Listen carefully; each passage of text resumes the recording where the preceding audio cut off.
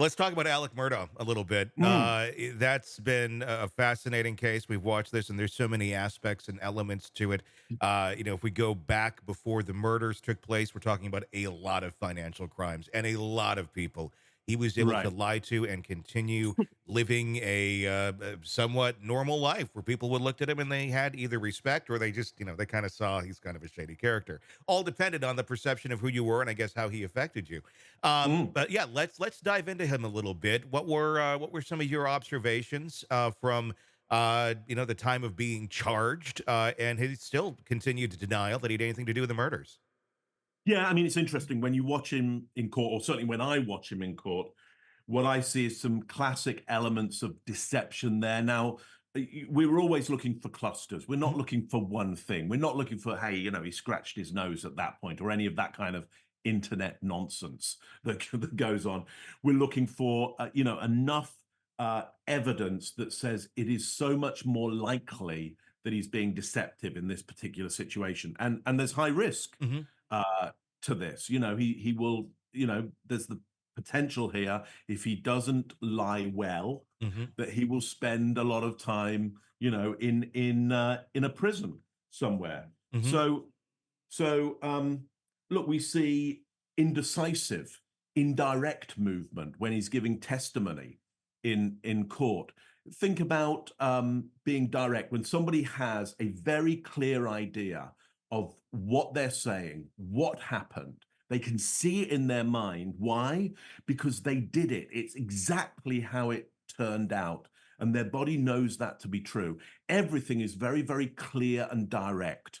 When there's conflicting stories, there's what they have to say went on, but then there's what's really went on, and there's the risk of, hey, people might be able to uncover that difference. Mhm. Everything becomes very less fluid. It's more staccato. It's more indirect. So you see him when he's telling stories. You'll see him kind of hunched over, making himself smaller. He's a big guy. He's a massive guy. Mhm. Yeah, big guy. But he's used to being the big guy in the room Mhm. within his group, within his society. But now he's hunched over. He's more protective. His gestures are more indirect. They're less fluid. They're more staccato. He's minimized. We get things like more vocal clicks, which are these moments where you get this sound in the mouth Mhm. before he starts to say something. So we've got more stress happening there. Now you might go, well, I mean, there's a lot of stress in the court. Yes, Sure. of course. Of course there is. But it's where those extreme peaks of stress come, what questions are asked, what stories are being told, what narrative, what information is being given across when the stress comes. So look, there's a lot in there. Single shoulder shrugs we get a lot, which Mhm. again is unconfident with the story that he's given. Look, if he lived it, if that's what happens, should be very, very direct, very, very fluid, very, very confident, maybe double shoulder shrugs of like, look, that's kind of the way it happened. Mhm. You can try and look for another story, but that's the way it happened. But not the single shoulder shrug of, well, that's the way it happened. That's indecisive. That's asymmetrical. Mhm. Anyway, I hope that makes sense to you, Tony. No, it does. One element of his case that has always fascinated me, and I think a lot of people wonder about, is not only did he kill his wife and son, the evidence certainly points that he was there, without a doubt.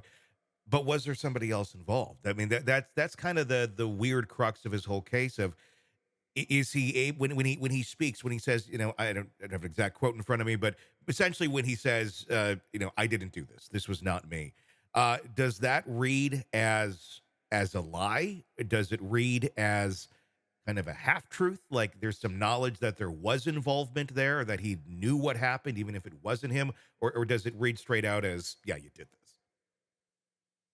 Yeah, well, I haven't looked at that exact moment, so I would Hmm. have to look at that exact Yeah. moment to go, okay, well, what's really happening there? But we've got to go, look, well, what's he likely to say? Hmm.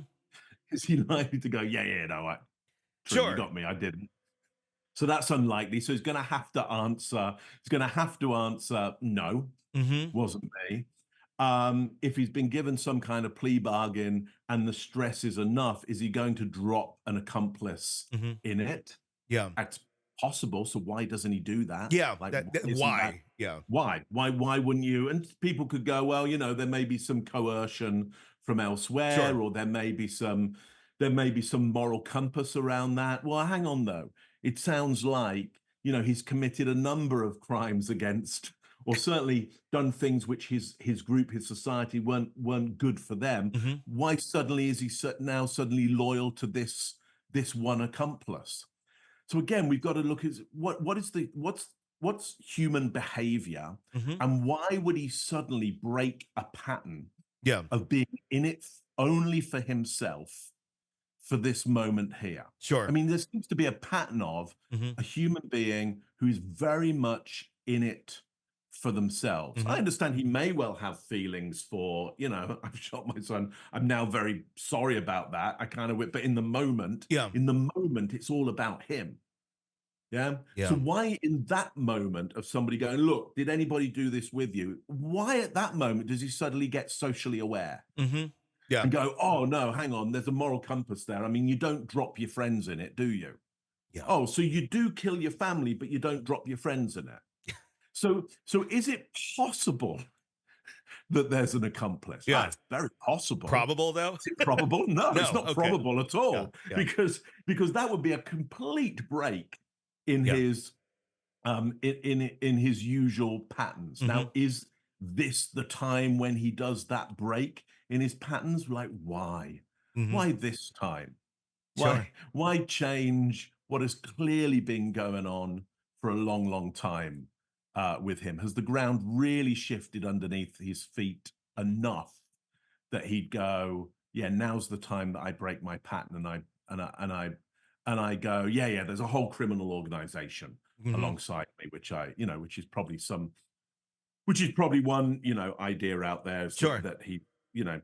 he's being coerced by a full criminal organization that, It's a that are, thought. Is it possible? it's Yeah. possible. Probable. Probably not. We probably would have Probably figured that not. out by now. Yeah. Probably not. Probably most likely he got a gun and shot both of his. Yeah.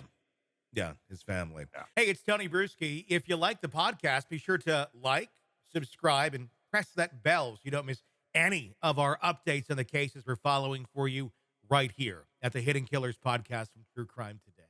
And thanks